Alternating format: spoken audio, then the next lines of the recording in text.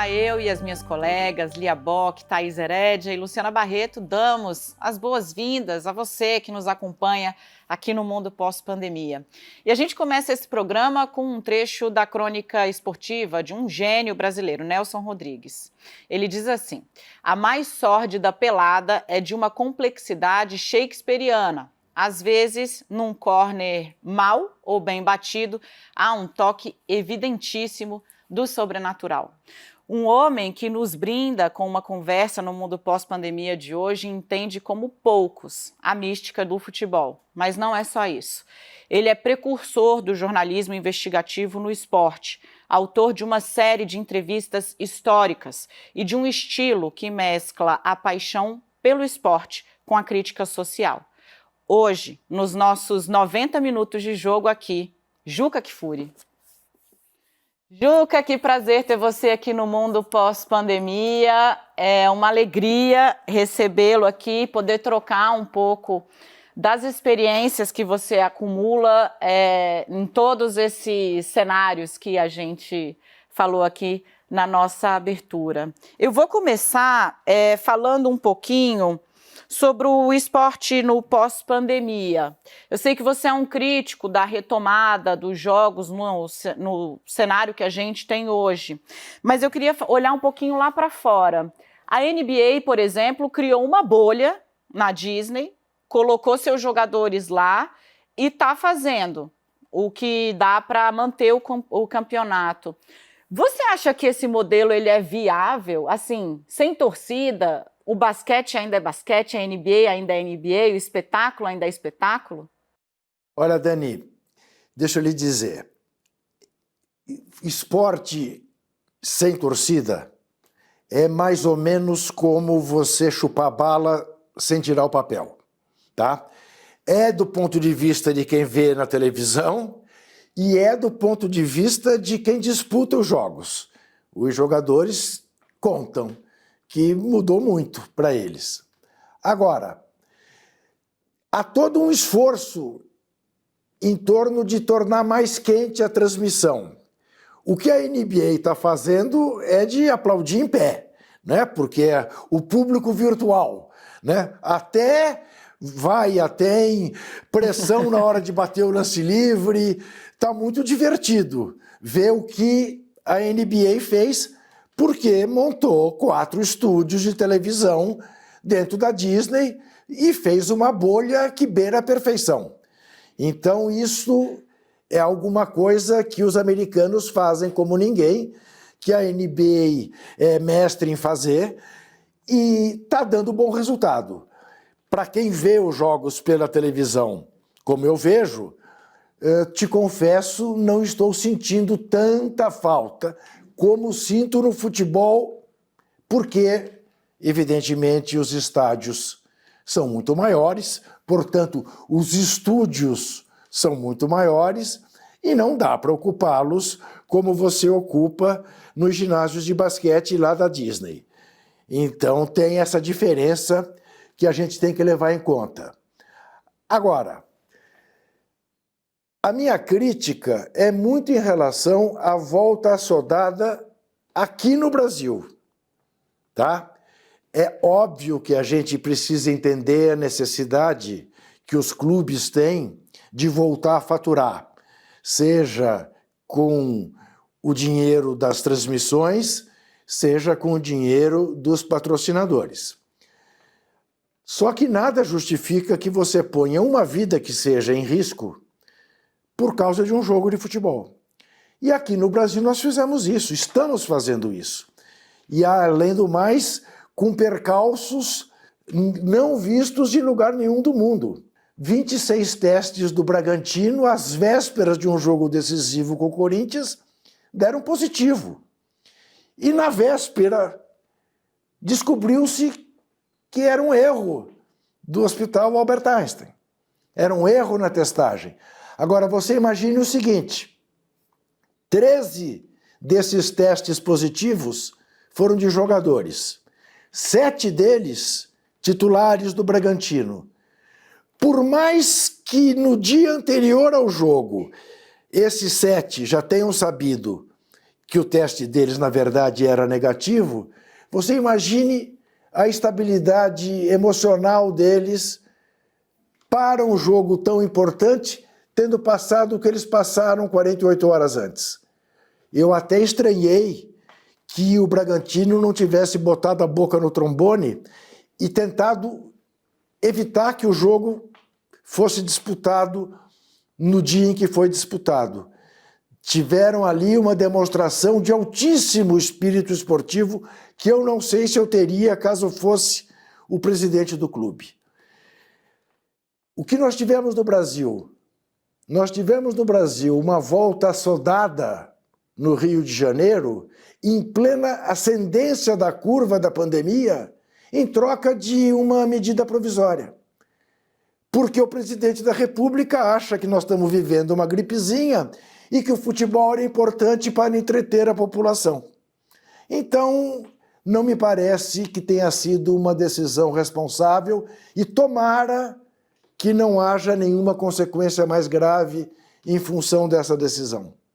Juca, como tem sido o seu isolamento e a matéria-prima para suas crônicas? O Lu, sabe, eu vou lhe dizer uma coisa, eu mesmo me dei os parabéns nesse período que não tinha jogo algum, porque eu descobri que eu era mais criativo do que eu imagino. Verdade que nós tivemos a sorte de uma série de efemérides neste período de paralisação. Mas veja você, eu tenho que fazer um comentário diário na CBN pela manhã. Eu faço 3 colunas para a Folha de São Paulo por semana. E eu tenho um blog no UOL que eu tenho que alimentar com 4 ou 5 notas diárias. Como fazê-lo sem futebol, sem basquete, sem tênis, sem atletismo, sem nada? A sorte, tivemos os 70 anos da inauguração do Maracanã, tivemos os 70 anos do Maracanazo, a derrota no Uruguai, contra o Uruguai, tivemos os 50 anos do tricampeonato. Portanto, isso nos permitiu, por exemplo, tratar a Copa de 70 jogo a jogo, porque num belo dia fez 50 anos da estreia, num outro dia fez 50 anos do segundo jogo, no outro do terceiro, do quarto, do quinto, do sexto. Então isto foi alimentando colunas e notas e comentários, mas não foi fácil. Não foi fácil. Eu ficava procurando data de nascimento de jogador, que vai fazer um aniversário redondo, entendeu? Para poder fazer alguma coisa. Mas acabamos sobrevivendo todos. Oi, Juca. Thaís aqui. Que história que você quer contar depois da pandemia, que envolva o esporte no pós-pandemia, quando as coisas voltarem minimamente ao normal? Qual é a coluna que você quer escrever? Ô, Thaís, primeiro eu estranhei que hoje não tenham chamado você de decana, porque eu também acho que isso é uma homenagem, entendeu? A nós que estamos um pouquinho mais tempo na carreira do que essas 3 meninas que estão do seu lado. Obrigada, Juca. A coluna que eu gostaria muito de escrever pós-pandemia, e digamos, o pós-pandemia para o esporte, Thaís, será quando a torcida voltar aos estádios e aos ginásios. E isso vai demorar. Isso vai demorar. E você sabe que no México, quando houve a epidemia do H1N1 e os estádios foram esvaziados, quando começou a volta do torcedor, ele não voltou no mesmo número que ele vinha frequentando os estádios antes, porque boa parte desses torcedores temia voltar aos estádios. Então nós vamos ter o que estão chamando de novo normal, um novo normal bem anormal, eu imagino, no que diga respeito à presença de torcedor nos estádios. Mas o que eu gostaria de escrever é que, terminado isso tudo, não morreu ninguém por causa da pandemia entre os atletas. Não morreu ninguém que tenha sido forçado a voltar a praticar a sua atividade. Juca, você sempre foi um defensor da ideia de que o futebol não é alienação, né? E de que ele é muito mais do que entretenimento. Você até respondeu algumas vezes já ao Caio Ribeiro e ao Thiago Leifert, que disseram que não se mistura esporte com política, e tem aquela história que você foi o único na sala de aula, que está no seu livro, o único na sala de aula que se revoltou com a marcação de uma prova no dia de um jogo da seleção, né? E à luz de tudo isso, assim, inclusive da apropriação da camiseta da CBF e da bandeira do Brasil pela extrema-direita, como você acha que anda o casamento entre futebol e política no Brasil? Olha, Lia, eu sou um cara falante e você me desafia a falar durante até o fim desse bloco. Porque você toca num tema que é absolutamente importante na minha visão das coisas, tem a ver com as escolhas que eu fiz na minha vida e, portanto, eu vou tentar ser o mais sintético possível, mas vou começar do começo. Primeiro, tudo se mistura com política. Você querer separar o esporte da política é fazer o pior tipo de política. O João Avelange fazia isso. Ele, presidente da FIFA, dizia que a FIFA era uma organização suprapartidária, apartidária, que só cuidava de futebol e que por isso tinha mais filiados até do que a ONU. Só que por isso ele andava de braço dado com ditadores pela África, pela América, fez uma Copa do Mundo na Argentina sob a ditadura do Videla, onde a final da Copa, no Estádio Monumental de Núñez, ao mesmo tempo que jogavam Argentina e Holanda, a 500 metros dali havia a ESMA, a Escola da Marinha, onde eram torturados e mortos opositores da ditadura da Argentina. Tá? Então, o justificar com o não político permite fazer a pior política possível. Este episódio que se deu na minha Faculdade de Ciências Sociais, na USP, em 70, professor Gabriel Kohn, que é um dos tipos inesquecíveis da minha vida. Fui aluno dele em Sociologia 1, 2, 3 e 4. E ele foi muito decisivo para que eu não fizesse vida acadêmica como era a minha intenção e viesse para o jornalismo. Eu tinha, quando entrei na faculdade, a intenção de fazer uma tese de doutorado exatamente para mostrar que o futebol era fator de mobilização social e não de alienação, como dizia a nossa intelectualidade. Nossa intelectualidade, que então, estamos falando dos anos 70, tratava futebol e carnaval, duas das manifestações culturais mais arraigadas no país, como se fossem alienantes. E aquilo me revoltava, porque eu achava que era uma incompreensão do quanto era importante no dia a dia do brasileiro, tanto um quanto o outro fenômeno.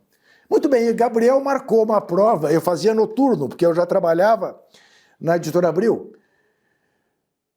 Gabriel marcou uma prova para o dia que jogavam Brasil e Romênia. E eu levantei a mão e disse, professor, não pode, tem Brasil e Romênia. E eu fui vaiado pela minha classe. Imediatamente o Gabriel falou, não, peraí, isso não se resolve assim, não se resolve com vaia. Isso se resolve com votação. Quem quer manter a prova para quarta-feira à noite? E nesse dia eu descobri que a minha classe tinha 21 alunos. Deu 20-1. Só eu queria que a prova fosse adiada. Ao sair da sala, derrotado, eu avisei o Gabriel. Falei, professor, eu não venho fazer a prova, eu vou ver o jogo. E foi a única vez que o vi irritado. Ele disse, tudo bem, você faz na sexta-feira sozinho aí numa sala. Assim foi. Veja você como as coisas caminham. Eu fiquei identificado na minha classe como alienado. Eu era de grupo clandestino. Claro que ninguém sabia, e nem era para saber. Mas eu fiquei como alienado.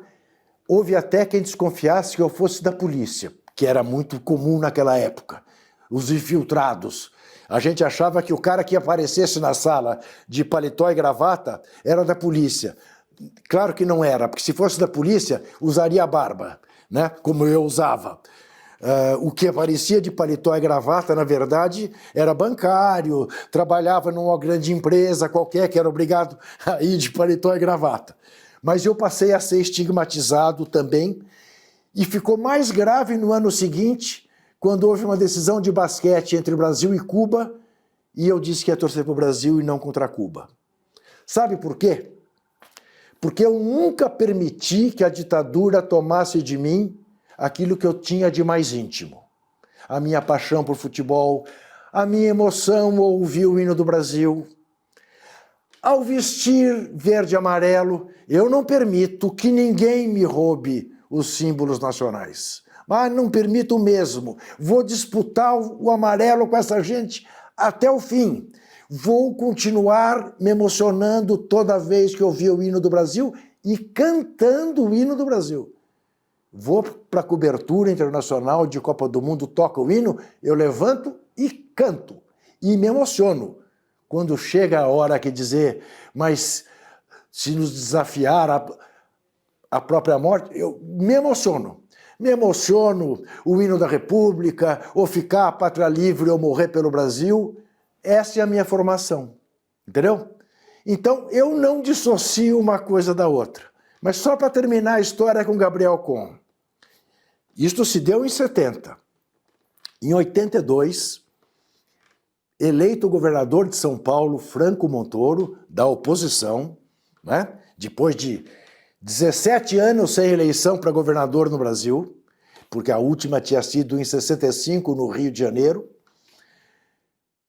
era diretor do Arquivo do Estado, professor João Sebastião Viter, que era também do Instituto de Altos Estudos da USP, São Paulino, adorava futebol, me telefona o professor Viter, eu já era diretor da revista Placar, para me convidar para participar de um grupo que ia estudar o lançamento de uma enciclopédia do futebol no Brasil.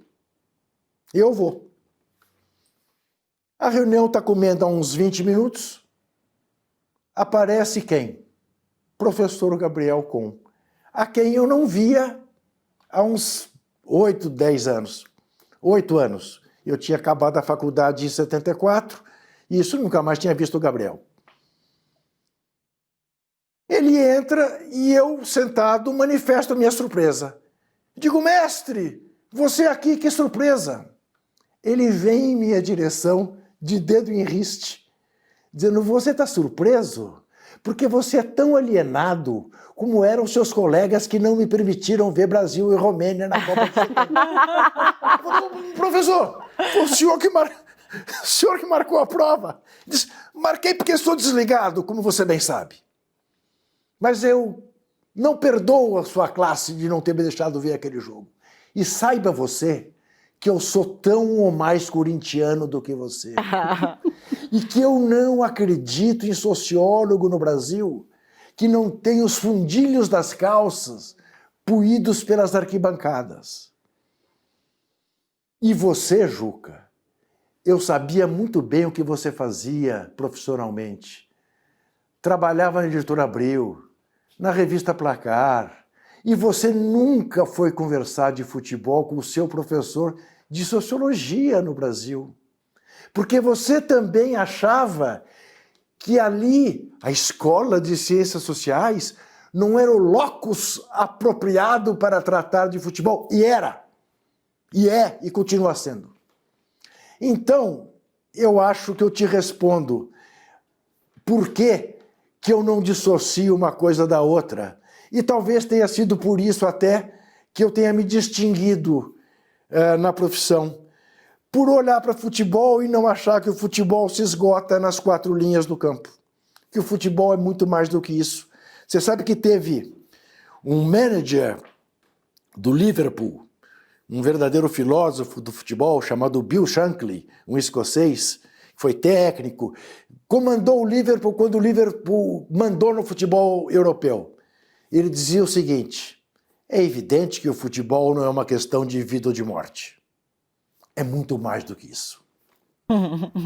Juca, maravilhoso. Olha, eu vou abrir alas aqui para um assunto que, na verdade, nosso especialista é a Luciana Barreto, mas eu quero pegar uma carona nessa avenida que a Lia abriu. A gente também, voltando à NBA, vai parecer que eu acompanho super, né? Assim, mas eu fiz o meu trabalho de pesquisa. Está tendo agora um movimento muito forte, Black Lives Matter, nos jogos da NBA, alguns jogadores bastante importantes encampando isso e levando ali, mesmo nessa bolha, né, uma mensagem que saiu das ruas depois do assassinato do George Floyd.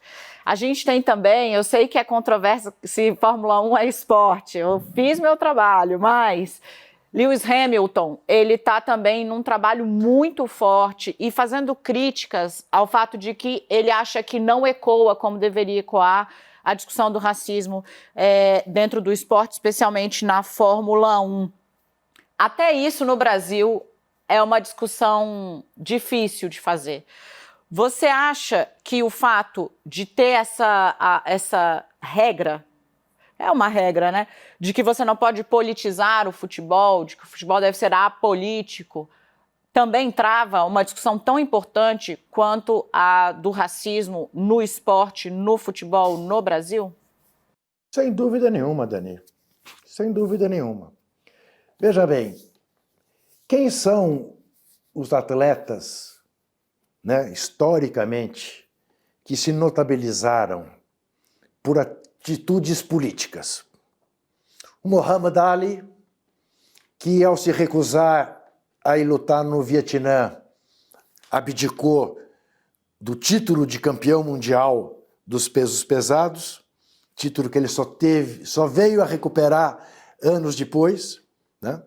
Até preso foi, mudou de religião, aderiu, né, à religião muçulmana, deixou de ser Cassius Clay para ser Muhammad Ali, né, em protesto contra a guerra no Vietnã.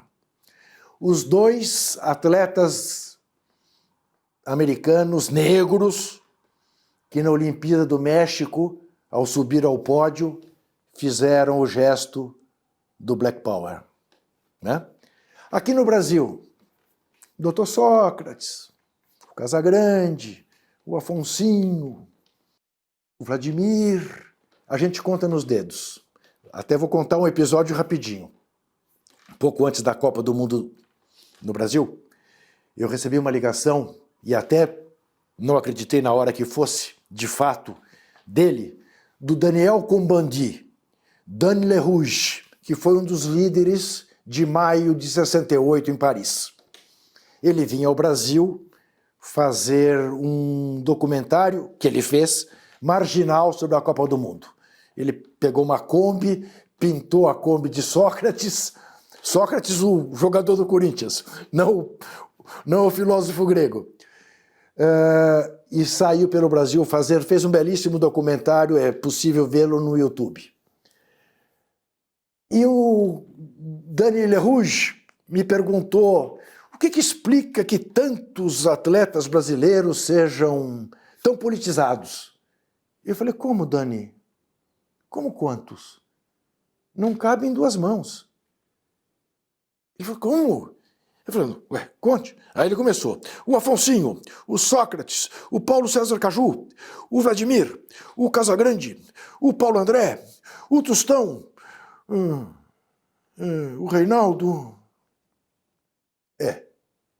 Não passa de uma mão. Aí ele virou-se para mim e falou, agora, Juca, preencha duas mãos com jogadores de futebol europeus que tenham participação política. Eu comecei, o Paul Breitner, alemão que era maoísta, o Eric Cantona, o Dani, eu acho que é ignorância minha, eu sei que ali na região da velha Iugoslávia tem 3 ou 4, mas, bom, o que acontece em regra? Em regra, o atleta é um cara voltado para o próprio umbigo. Em regra, o atleta é voltado para ganhar o jogo no domingo, bater o recorde no sábado, a competição na quinta-feira. E tem carreira curta. E, portanto, ele pouco presta atenção no seu entorno. Ele presta atenção nele mesmo. Ele costuma começar, alguns, a prestar atenção no entorno pós-carreira. Entre outras coisas, porque se ele puser o pescoço dele para fora, a estrutura extremamente reacionária do mundo do esporte corta o pescoço dele. E eu costumo dizer, Dani, que é muito fácil você exigir heroísmo com o pescoço alheio. Eu não faço isso. Eu não faço isso. Por que o Neymar não se manifesta em relação à questão racial no Brasil? Deveria.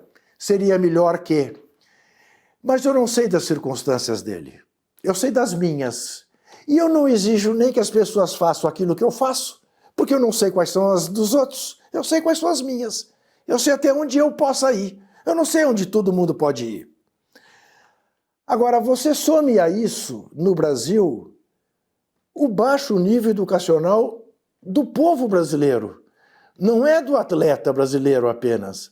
É do povo brasileiro. Não é? Então, você tem que entender como, infelizmente, natural essa pouca participação. Agora, que o racismo existe, e existe de maneira feroz no esporte brasileiro, é absolutamente indiscutível, só não vê quem não quer, só não vê quem faz, às vezes, de avestruz. Porque você parta do seguinte princípio: fiquemos, por hora, apenas no futebol. De todos os jogadores brasileiros considerados um dia o número 1 do mundo, apenas um deles é branco, o Kaká. E foi um período curto, efêmero. O Didi, que foi o primeiro, o Pelé, o Garrincha, o Romário, o Ronaldo Fenômeno, o Ronaldo Gaúcho, o Rivaldo, todos negros. Pegue um treinador brasileiro de seleção brasileira negro, você não vai encontrar. O treinador negro brasileiro que disputou a Copa do Mundo foi o Didi, este mesmo que foi o primeiro jogador brasileiro eleito melhor do mundo, foi ser treinador da seleção peruana na Copa de 70. Até enfrentou o Brasil. Perdeu de 4-2. Me dê um dirigente negro na CBF ou na primeira divisão do futebol brasileiro. Você tem hoje um presidente da Ponte Preta na segunda divisão e não foi eleito presidente. Foi eleito vice e assumiu o cargo de presidente. Não precisa dizer mais nada. Não precisa dizer mais nada. Agora, então, esta é uma luta que nos Estados Unidos hoje, felizmente, tomou uma dimensão enorme, né? Então você tem os atletas se ajoelhando na hora do ano, né? Os atletas se recusando a ir beijar a mão do Trump quando ganham campeonatos, como é praxe nos Estados Unidos, né? Você tem uma mulher como a Rapinoe exigindo condições iguais para jogadoras de futebol americanas, que, diga-se de passagem, são muito melhores que os homens, mais vitoriosas que os homens, campeãs olímpicas, campeãs mundiais, coisa que os homens americanos estão longe de atingir, mas ainda é um começo de luta. Tomara que se dissemine. Juca, eu quero agora pontuar algumas das suas falas. Você falou de alguns nomes de jogadores, por que eles não se manifestam, e aí eu queria, nesse primeiro ponto, que você me dissesse sobre um nome muito importante, que é o Pelé, que você conhece, muitas vezes é acusado de estar à margem dessa discussão racial no Brasil e tem uma importância muito grande para nós. A despeito disso, eles também são os que mais sofrem. Sofrem muito o racismo, né? Então, eu vi outro dia que você fez uma crônica falando do Barbosa e do Barbosinha, lembrando essa história. E eu lembro também, continuando a minha pontuação, do poder que tem esses esportistas, né? Só para dar um exemplo aqui, o Jesse Owens, por exemplo, como ele desafiou na Olimpíada de Berlim Adolf Hitler, né? E como isso modifica o mundo. Então, isso é muito poderoso. É muito poderoso que o jogador, que o atleta se posicione como se posiciona nos Estados Unidos. No Brasil, a gente ainda vê, como você mesmo falou, eu não sei se eles têm que se posicionar ou não, é um direito deles e realmente é um direito, mas alguns jogadores se posicionaram. Daniel Alves comeu uma banana no campo, o Neymar falou somos todos macacos, ou seja, isso é um posicionamento. Pode ser não um posicionamento antirracista, mas não deixa de ser um posicionamento. O que falta para esse engajamento antirracista nessa linha que a gente está encontrando no mundo? Lu, eu acho que falta politização mesmo, falta educação, no sentido estrito, né? A noção de cidadania, né? Você veja, você citou, foi legal você citar, Barbosa e Barbosinha. Para quem não sabe, Barbosa era o goleiro de 50, era o goleiro que tomou o segundo gol do Uruguai, negro, virou o bode expiatório da derrota de 50. Dizia que era o único brasileiro condenado à prisão perpétua, porque, de fato, morreu condenado pela derrota de 50, como se a derrota de 50 fosse uma coisa individual e não do time do Brasil. Curiosamente, anos depois, apareceu no Corinthians um goleiro fisicamente parecido com o Barbosa e foi apelidado de Barbosinha. Jogou uma partida mal jogada contra o Palmeiras, num clássico Palmeiras e Corinthians. O Corinthians perdeu de 2-0, nunca mais o Barbosinha jogou no Corinthians. Por extrema coincidência, quem é filho do Barbosinha?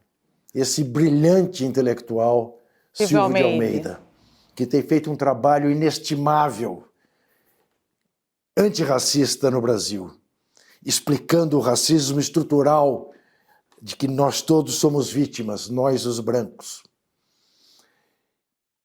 E é com trabalhos como o do professor Silvio que eu acho que o brasileiro branco, que é minoria, vamos sempre lembrar, nós estamos num país em que os negros são maioria, mas nós até hoje, os brancos, não permitimos, como diz o Gessé Souza, não permitimos que eles fossem libertados, que eles saíssem da senzala, porque a Casa Grande permanece predominando em todos os setores do país. Né? A ponto um jogador negro do Santos ter sido expulso de campo num gesto infantil, como ele mesmo foi o primeiro a admitir, mas houve um comentarista de rádio que disse que ele era um burro que estava na senzala. Depois pediu desculpa, como só ia acontecer. Desculpe àqueles que eu ofendi, eu não sou racista, eu tenho até um amigo negro.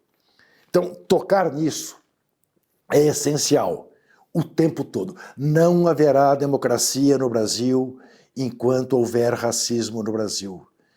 Não haverá democracia no Brasil enquanto o negro na faculdade não incomodar o branco e o pai e a mãe do branco que o veem como concorrente. Eu não tenho dúvida que grande parte do antipetismo nacional teve a ver com um incômodo com a filha da minha cozinheira estar concorrendo com o meu filho no vestibular, por causa das cotas. como se cota não fosse de fato uma maneira de pagar uma dívida social enorme que nós temos em relação à maioria do povo brasileiro. Se isto é uma questão mal resolvida, ainda hoje na intelectualidade brasileira, que nunca deu à questão racial a importância que deveria ter dado, imagine entre os atletas. Então isso vai ser um trabalho mesmo, vai ser um processo, que vai ser difícil elaborar, mas terá de ser elaborado. Eu estou participando de um grupo representando a Associação Brasileira de Imprensa Antiviolência Policial, aqui em São Paulo. Eu tenho ouvido histórias que eu vou lhe contar uma coisa. Teve uma reunião 2 semanas atrás, eu tenho 70 anos de idade, alguma experiência na vida, que eu ouvi um depoimento da dona Débora, do movimento Mães de Maio, que foi uma coisa tão chocante, mas tão chocante, que eu fiquei com vergonha de ser branco. Eu nunca tinha passado por essa sensação, vergonha de ser branco. Eu sou, digamos, um privilegiado nesse particular, porque eu estudei em grupo escolar, eu estudei em colégio estadual. Quando o grupo escolar e o colégio estadual ofereciam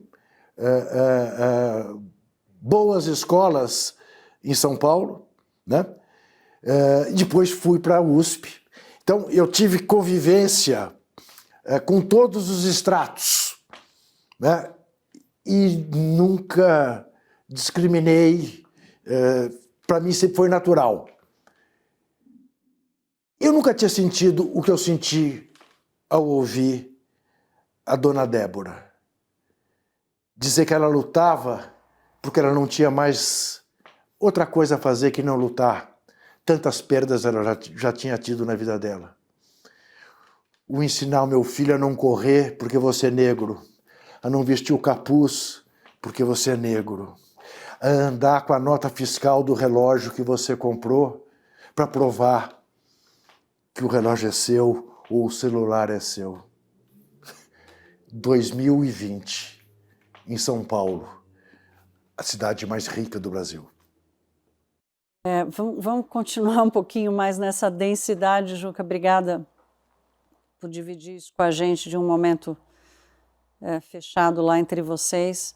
Nós passamos aqui alguns momentos em outras entrevistas em que fomos cutucados, nós, as brancas e os brancos aqui do mundo pós-pandemia.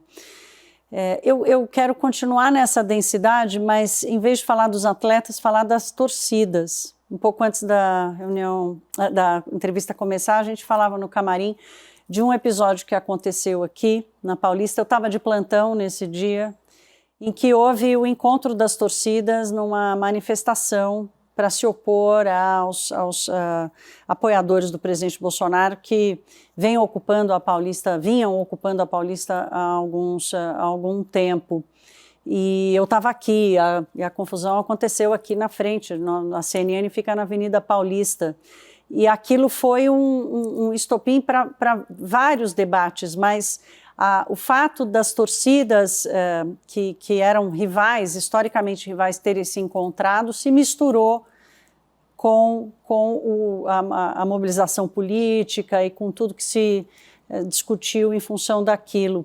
Então, falar sobre o torcedor, sobre a mobilização do torcedor, se ainda não há espaço, por uma série de motivos que discutimos aqui, para a mobilização política e o posicionamento político dos atletas no Brasil, qual é a sua avaliação sobre a mobilização política das torcidas? Então, Thaís, boa questão. Boa questão.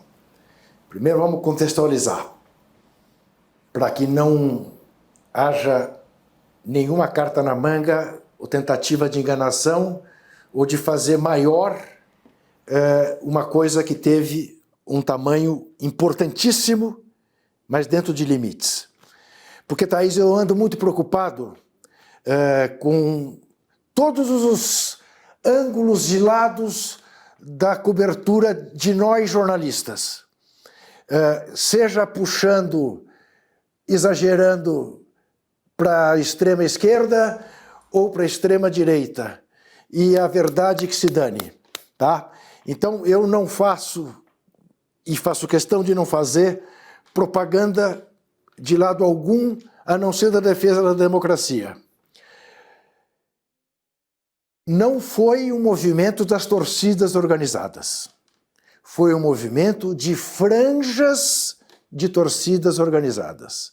Franjas politizadas, as chamadas antifas de torcidas organizadas. Que foram capazes, sim, de sublimar as diferenças clubísticas em nome de uma causa maior. Eu sou francamente favorável, Thaís, a uma frente ampla até doer, tá? Como diz o poeta pernambucano Marcelo Mário de Mello. Uma frente ampla até doer, em defesa da democracia, contra qualquer risco de golpe que possa haver na recente democracia brasileira. E saúdo quando vejo corintianos, palmeirenses, são paulinos, santistas de braços dados por uma mesma causa, como eles foram. O que tem de terrível nessa história? Eu ouvi 2 depoimentos. Um dos meus filhos foi a essa manifestação. E eu não queria que fosse, por causa da pandemia. Porque eu achava que estávamos fazendo, de alguma maneira, concordei com o Emicida, não sei se vocês viram o Emicida contra, dizendo que quem está indo para isso é periferia, e é na periferia que está morrendo mais gente e vai morrer mais gente. E eu achei que era sensato. Ao mesmo tempo, eu ouvi 2 depoimentos que me deixaram chocado. Um me disse o seguinte: olha aqui, entre morrer de Covid-19 e morrer sob tortura, eu prefiro morrer sob a Covid-19. Eu já estou mesmo num lugar que não tem como se defender da Covid, e eu vou para a rua tentar impedir a volta da ditadura. E outro me disse, eu não vou ver a ditadura se reinstalar no Brasil da janela, eu vou para a rua. Eu acho que são 2 argumentos difíceis de refutar, difíceis. Eu não fui para a rua. Então, como eu não fui para a rua, porque eu sou do grupo de risco e porque eu acho que, em primeiro lugar, a gente tem que preservar a vida da gente e a vida dos outros, não posso colocar a vida de ninguém em risco, indo eu para a rua, eu achava que todos deviam ficar nas suas casas. Mas acho que, de fato, foi uma coisa marcante o que essa garotada fez. Pelo menos de avisar que a rua não tem dono, que a rua é de todos. Eu não tenho dúvida de que, se fosse possível, quando houve 2 meses atrás, e bendita prisão do Queiroz, porque deu uma mansada naquela tentativa de radicalizar, como nós estávamos vendo acontecer, eu não tenho dúvida de que naquele momento, se não fosse a pandemia, teria havido um movimento de oposição fortíssimo pelas ruas brasileiras. Juca, você, em 2016, você teve algumas pessoas pararam na porta do seu prédio e começaram a te xingar, e você desceu para discutir com elas, né? Com o acirramento da polarização, você desceria se fosse hoje? Eu desceria, Lia, porque eu sou movido à indignação. E eu sou movido a querer ser justo. Deixa eu te falar. Eu tenho uma longa prática de apanhar das redes antissociais. Como eu fui da USP, aluno de Dona Ruth, de antropologia, fiz seminário do Capital orientado pelo professor Fernando Henrique Cardoso e pelo professor Janotti, tucanos. Eu, durante muito tempo, fui chamado de tucanalha, tá? eu defendia a inclusão de tantos pobres como houve no governo Fernando Henrique, né? E aí era tratado como um reles tucano, tá?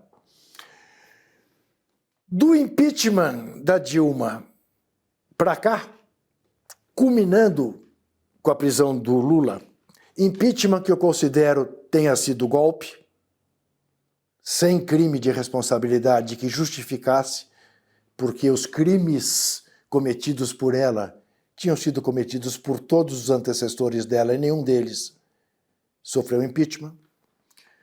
E como diz o próprio professor Fernando Henrique Cardoso, evidentemente o impeachment dela não foi por crime, foi por ingovernabilidade, só que nós não temos no Brasil, e eu gostaria que tivéssemos, né, um instrumento do recall.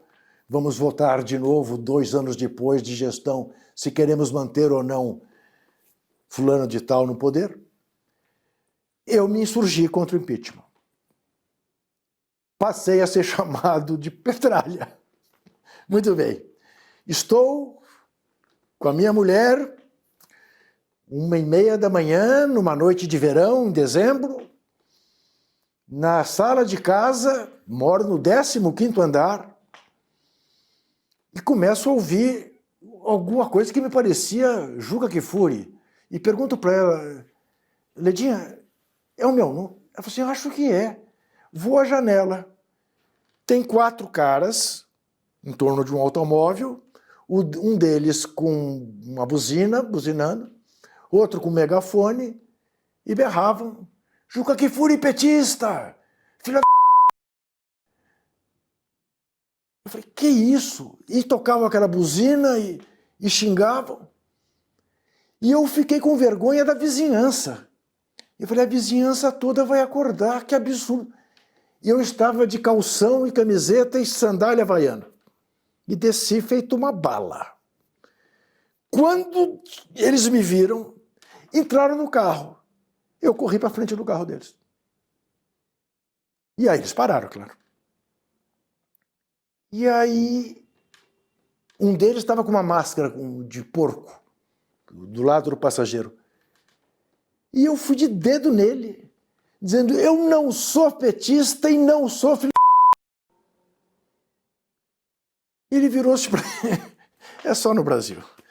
Ele virou-se para mim e ele falou, mas você é contra o impeachment.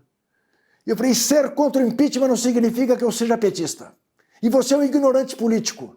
Seu tico não fala com o seu técnico. Mas absolutamente indignado. Sem medir consequências.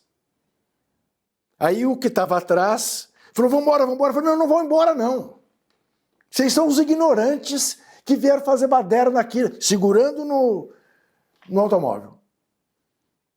Aí esse que estava de máscara, falou assim, não, eu não sou ignorante, eu já li Gramsci, leio o Vermelho, que é o site do PCdoB, né?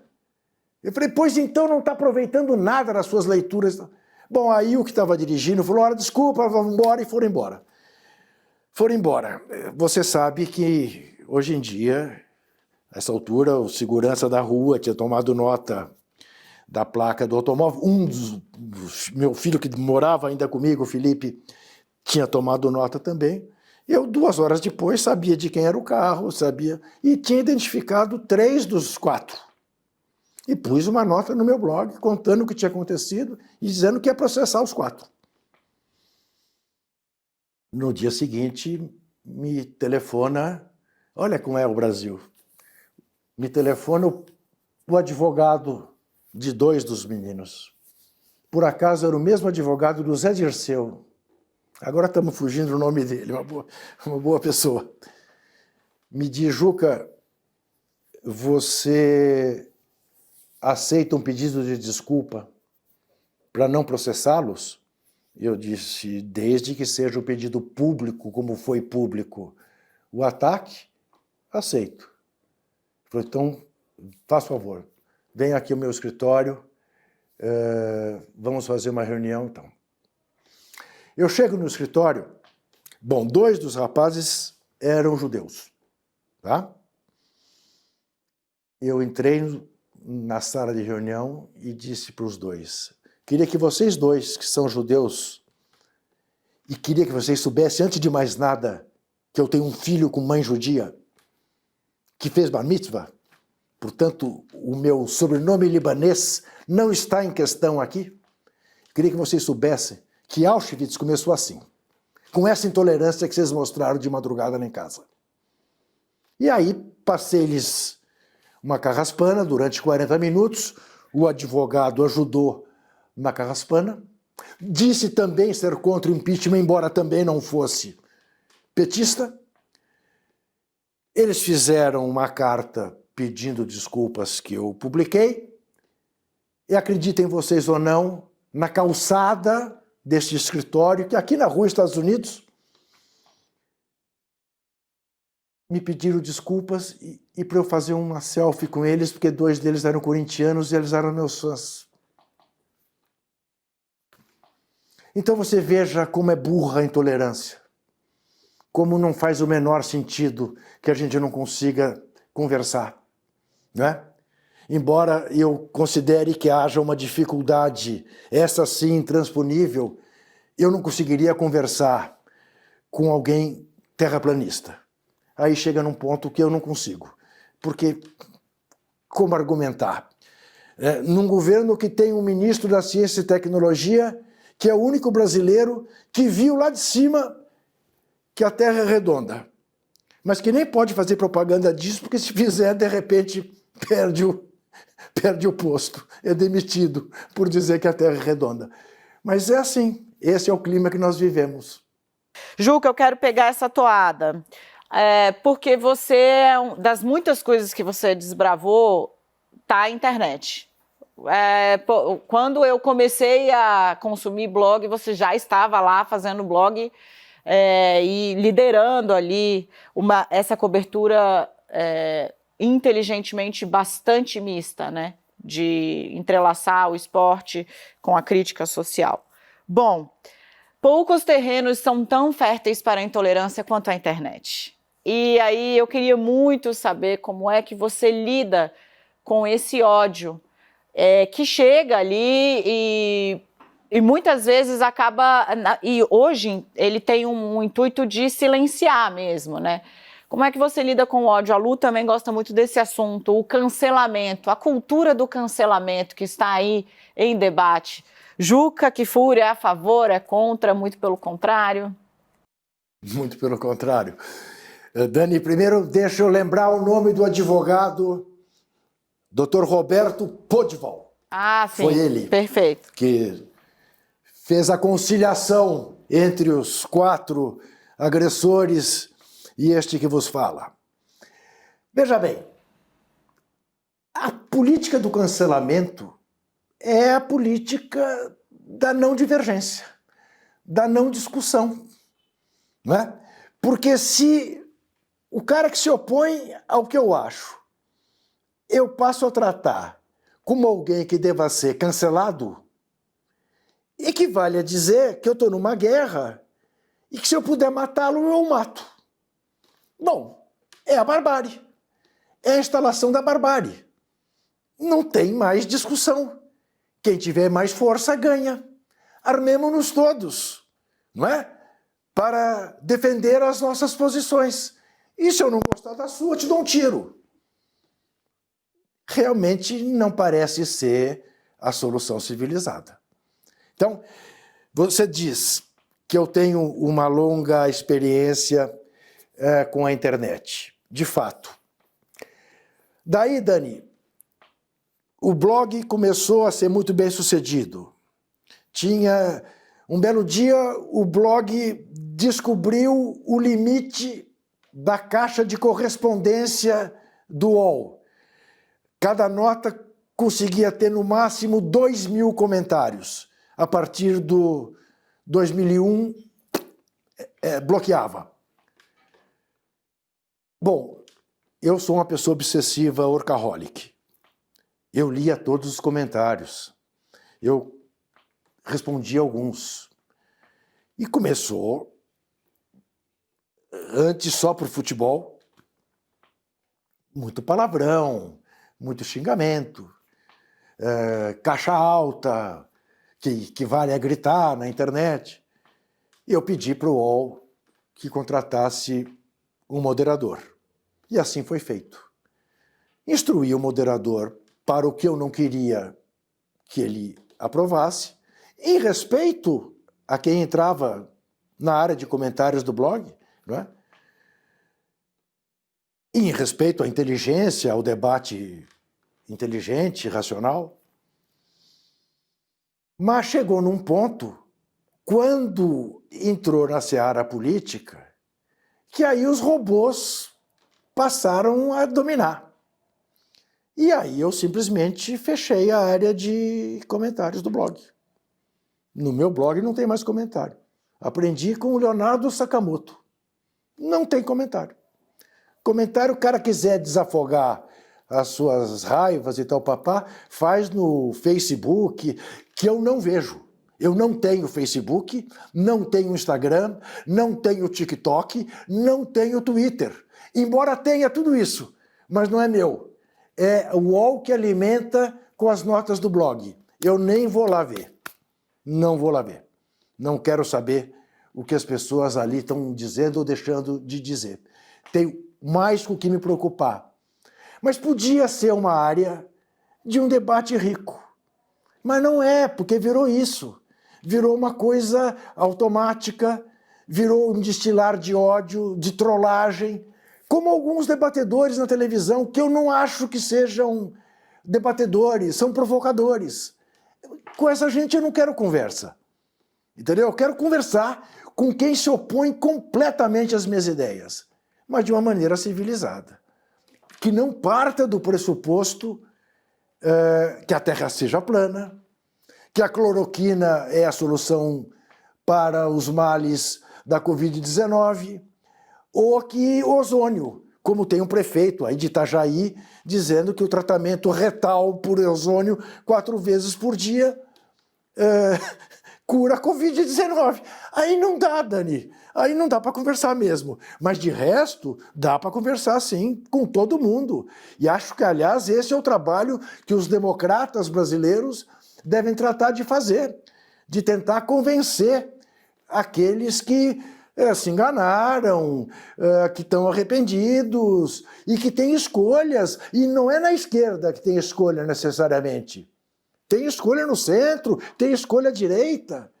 Eu sempre digo isso sem nenhum temor.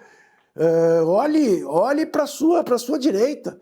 Tem gente civilizada na direita que pode perfeitamente presidir o Brasil. Como não? Tem. Né? Vamos abrir esses horizontes. Só não dá para conversar com o cara que queira me dar um tiro, o cara que queira me cancelar. Né? A gente está vendo isso com uma baita intelectual antirracista como a Lilia Schwartz, que, aliás, vocês entrevistaram e foi uma magnífica entrevista, que tem obras belíssimas sobre a história do Brasil e sobre autores negros. Né? Enfim.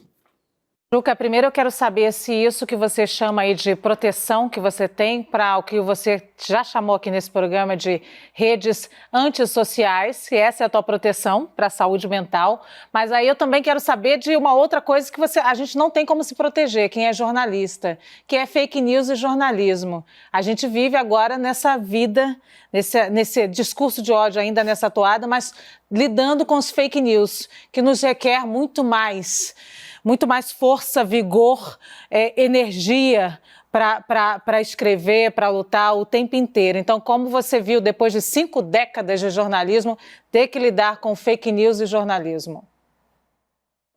Boa, Lu. Você sabe que ontem eu entrei, tem um portal que é independente, embora se chame Meu Timão. É um portal que só trata de notícias do Corinthians.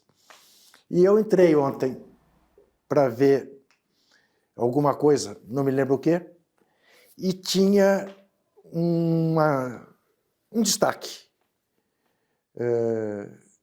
Juca Kfouri diz que o Palmeiras já é campeão. E comentários os mais desairosos possíveis você há de imaginar. Eu fui ver. Era um leitor do blog desse portal, não um jornalista desse portal, que inventou uma declaração minha, dizendo que eu considerava o Palmeiras já campeão paulista.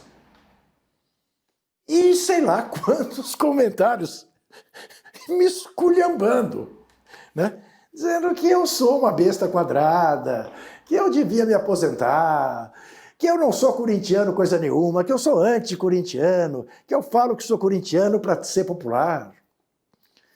Uma garotada, né? Que não sabe o quanto esse coração já sofreu com o Corinthians, quando tinha a idade deles, que não atravessaram 23 anos de fila como eu e tudo mais. O que fazer, Lu? Entrar no site e dizer, peraí, eu não falei isto é mentira. E escrever para o dono do portal e dizer, faz favor, desminta aí. Sabe o que eu faço? Mas é claro, aí também é casca grossa, Lu. Tenho 50 anos de carreira. Eu faço assim, acho graça e fico bem comigo mesmo.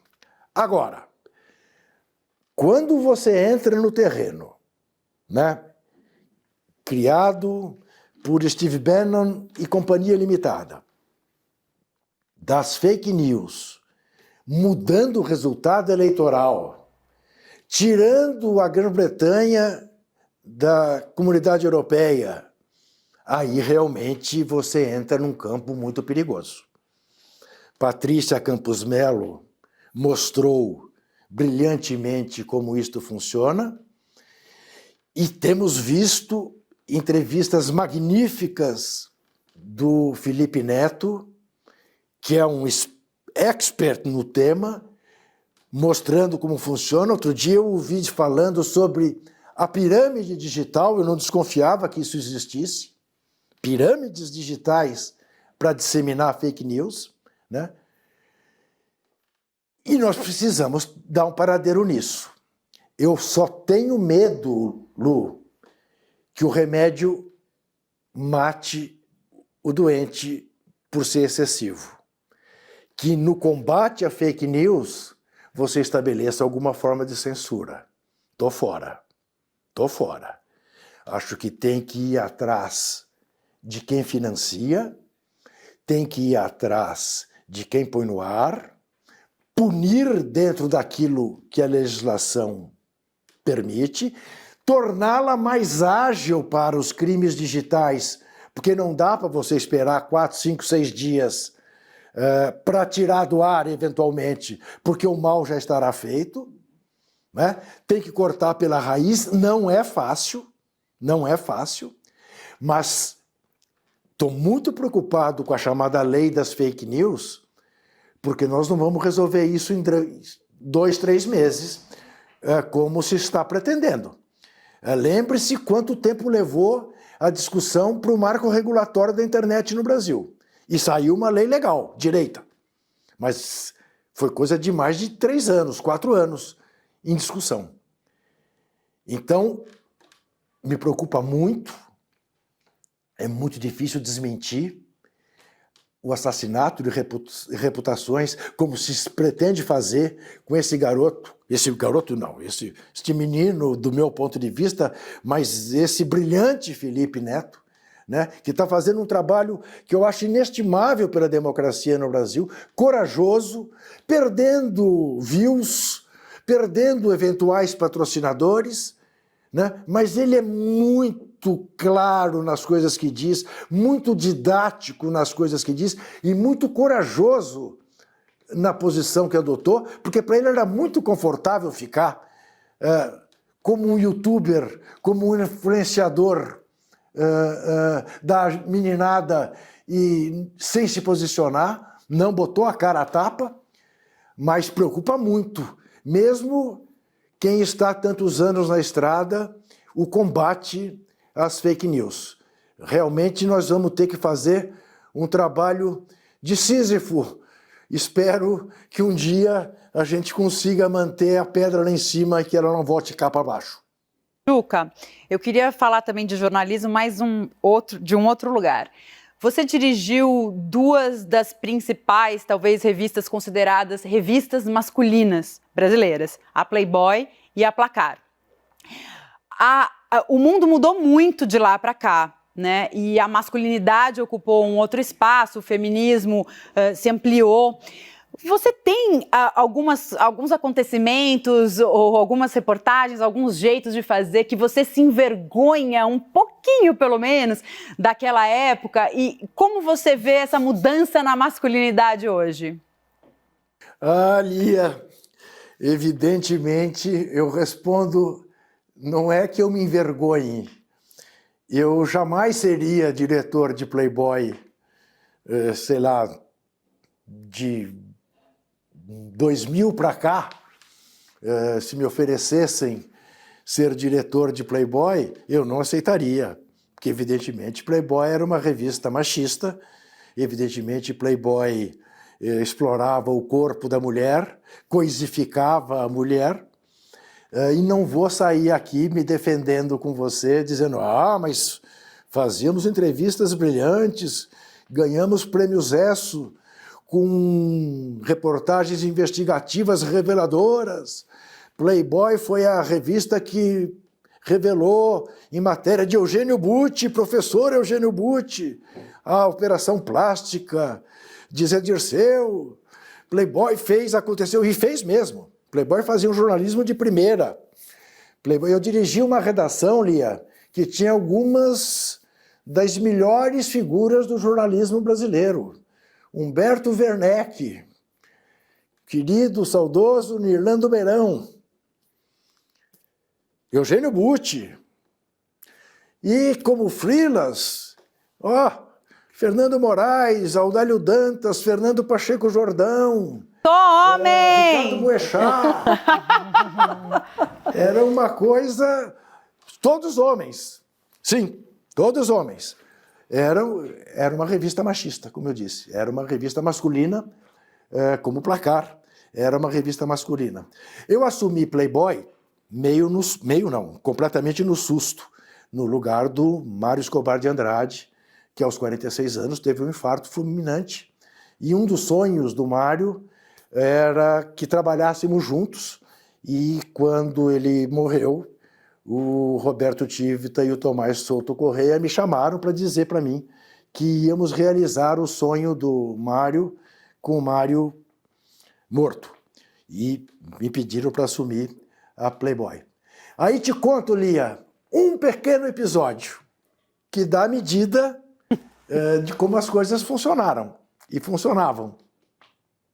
Uma bela noite, estou lá em casa, no escritório do meu apartamento, de costas para a porta, conversando com a Vera Fischer, tentando convencê-la a fazer mais uma capa com Playboy, porque Vera Fischer era sucesso garantido.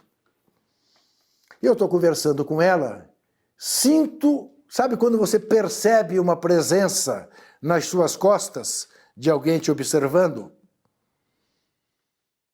E continuo conversando com a Vera Fischer. Termino a conversa, despeço, desligo o telefone, não era o celular. Viro, está na porta a minha filha Camila, que tinha então 14, 15 anos. E tinha ficado indignada quando eu assumi Playboy. Não tinha ficado nem um pouco feliz de eu assumir Playboy. Por que você não fica só em Placar? Ela perguntava. Eu olho para ela está com os olhos arregalados e me diz assim, poxa, pai, que coisa mais profissa. Eu falei, Camila, você achava que era como? Eu converso com a Vera Fischer como converso com Sócrates. É igualzinho. É um trabalho profissional, como outro qualquer. Porque as pessoas, Lia, imaginavam ou imaginam que a redação de Playboy tivesse coelhinhas servindo canapés e champanhe. Não tinha. Como não tinha de 4 rodas, ninguém de macacão e graxa. Eram redações com jornalistas iguais a quaisquer outras. Mas o produto, indiscutivelmente, machista. Mas ao contrário de me envergonhar, agora sim, vou te dar a resposta que você merece, sua jornalista atrevida. O maior orgulho que eu tenho como jornalista em matéria investigativa foi ter descoberto a identidade de Carlos Zéfiro. Sabe por quê? Porque ele escondeu isso durante anos. Eu descobri a identidade dele, Alcides Caminha, parceiro de Nelson Cavaquinho, em Tire o Seu Sorriso do Caminho que eu quero passar com a minha dor, a rosa e o espinho, tá? Relutou em permitir que a matéria fosse publicada, porque ele temia perder a aposentadoria dele como funcionário público. Acabou permitindo, a família permitiu. Foi entrevistado no Jô Soares, foi convidado para ser paraninfo da turma de comunicação daquele ano na Federal do Rio de Janeiro e morreu 2 meses depois, em glória. E ali provou-se, para quem não acreditava, que jornalismo investigativo não é necessariamente o jornalismo que denuncia alguém, que deixa mal alguém, que destrói a reputação de alguém. Não, você pode fazer jornalismo investigativo para o bem. Tomou?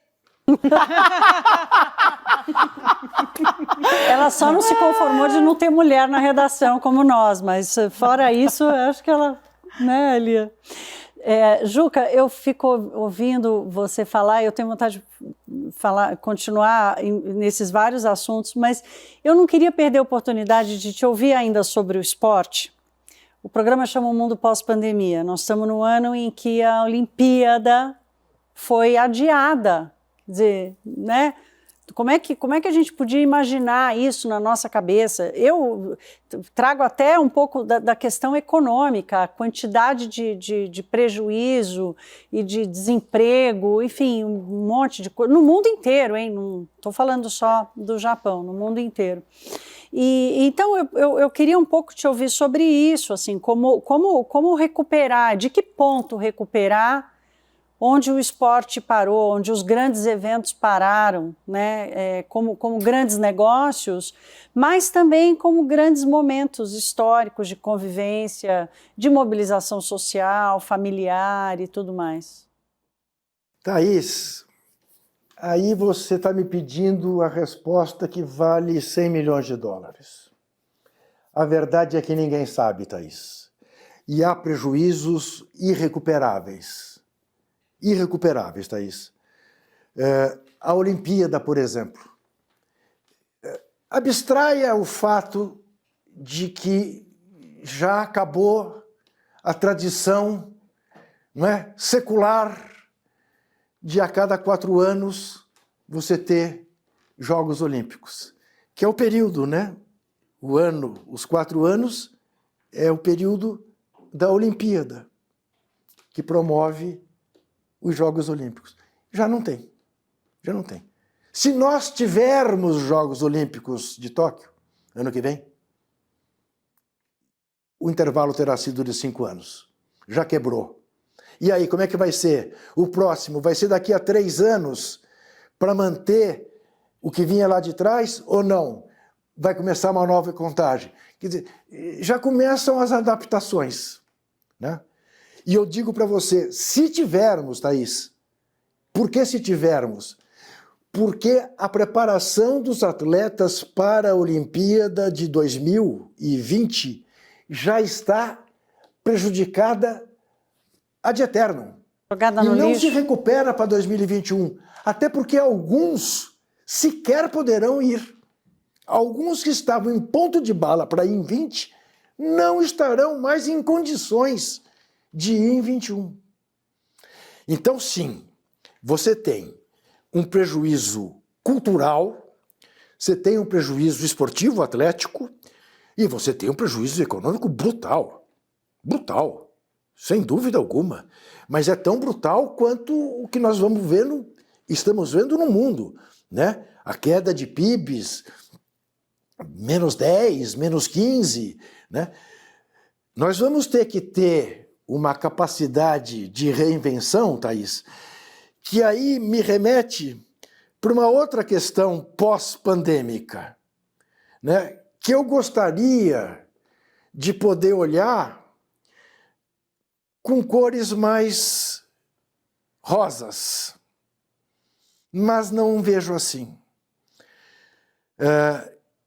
Eu acho que o mundo deveria se dar conta de que, embora a nossa tecnologia nos permita chegar a Marte, não permitiu combater com sucesso uma porcariazinha de um vírus que a gente sequer vê e que nos colocou de 4. Que então isso significasse o sonho do velho John Lennon, da gente poder pensar um mundo sem fronteiras, né? E que todos tivéssemos a consciência de estarmos no mesmo barco. E que olhássemos menos para o próprio umbigo. E que quiséssemos ter menos do que temos e dividirmos mais com os que não têm. Enfim, que tivéssemos essa consciência. Mas o que eu estou vendo é que nós vamos ter países mais fechados e mais gente voltada para o próprio umbigo, cada um cuidando do seu. Eu li, não faz muito tempo, uma reportagem no New York Times que mostrava o seguinte, tratando da pandemia, dizendo como foi a cidade de Nova York entre 11 de setembro e 18 de setembro, depois do ataque às Torres Gêmeas. Que durante uma semana Nova York foi uma cidade extremamente solidária, em que cada um olhava para o outro e se apoiava. Mas que no dia 19 de setembro estava todo mundo já voltado para o próprio umbigo, querendo furar fila no metrô e querendo tomar a mesa do restaurante antes do outro, e tinha voltado a ser a cidade que nunca dorme e dane-se o próximo. Então, eu não sei te responder que esporte nós vamos ter depois do fim da pandemia. Não sei te dizer. Que novos valores teremos, né? E vamos ter que administrar alguns prejuízos que são irrecuperáveis. Por exemplo, na França o campeonato terminou por decreto, na Holanda nem terminou, o de futebol, né? Quantos recordes deixaram de ser batidos nesses 4 meses, nas piscinas, nas pistas? Não há mais como recuperar. Não há. Nós nunca mais vamos ver a Olimpíada de 2020 em Tóquio, Thaís. Isso é triste. Juca, nós temos 7 minutinhos aqui, então eu vou pedir um esforço nosso para editar as perguntas e seu para editar as respostas. Editor mais do que... Pô, Lia, o cara ajudou a criar o jargão de que tô comprando a Playboy para ler a entrevista. Vamos dar esse desconto. Juca, olha só, eu quero pegar uma carona no que a Lia disse e voltar para esporte também, como sugeriu aqui a Thaís. Esporte feminino. Poxa, Marta, quando a Marta vai ter o salário que a Marta merece ter? E que a Marta teria se a Marta fosse homem, né? Quando a gente vai conseguir fazer o esporte pagar, valorizar, premiar o feminino como ele faz com o masculino? Houve avanço? Qual é o caminho, Juca? Dani, você acaba de me salvar de uma situação que eu ia apanhar nas redes sociais do mulherio, porque eu, ao citar o Didi, o Pelé, o Garrincha, o Romário, os Ronaldos, o Rivaldo, esqueci da Marta, que foi eleita 6 vezes a melhor do mundo, que também é negra.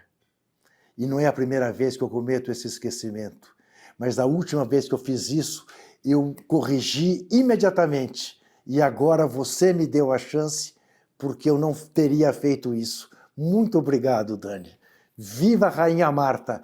A Marta foi, durante um período, a pessoa que melhor jogou futebol entre todas as pessoas nascidas no Brasil. A pessoa que teve controle de todos os fundamentos do jogo melhor neste país. Muito bem. Não ponhamos o carro adiante dos bois. A luta por igualdade no futebol feminino brasileiro, antes de querer se equiparar ao futebol masculino, terá que dar os passos que permitiu ao futebol masculino chegar ao ponto que chegou. Antes disso, exigir pagamento igual, Dani, significará matar o futebol feminino, porque os clubes não terão condição de arcar com isso. O que não significa que não devamos dar passos nessa direção, mas sem querer resolver na legislação aquilo que o torcedor de futebol ainda não está disposto a pagar. Isto vai ser também... Não se esqueça, Dani, que até um determinado momento recente da história do Brasil, o futebol feminino era proibido no Brasil. Um absurdo. Mas era proibido. Tá? Então, esse é um trabalho paulatino. Por exemplo, no tênis já chegou a isso. A premiação das mulheres é igual à premiação dos homens. Porque atrai a mesma economia, seja nos patrocínios, seja no público.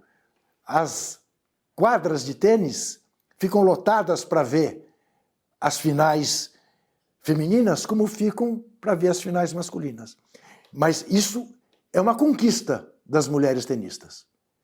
E isto vai ter que se dar paulatinamente também no futebol. Agora, a Marta e a Rainha. A Marta e a Rainha como Pelé é o rei.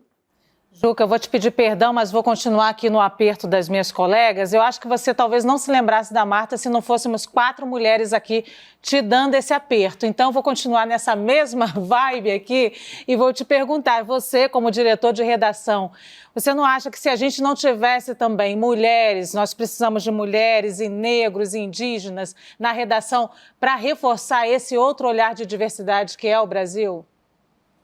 Mas sem dúvida nenhuma, mas tínhamos mulheres na redação de Playboy, as produtoras, por exemplo, dos ensaios, eram mulheres todas, homem nenhum, a não ser o fotógrafo, quando não era fotógrafa, homem nenhum. Eu nunca vi um ensaio de Playboy, evidentemente.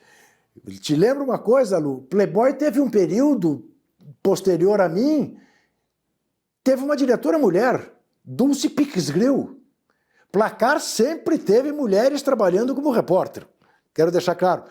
Mais do que isso, Placar teve uma mulher que ganhou prêmio ESSO de reportagem esportiva ao fazer uma matéria onde ela recuperou todos os companheiros do primeiro time do Pelé em Bauru, quando o Pelé era criança.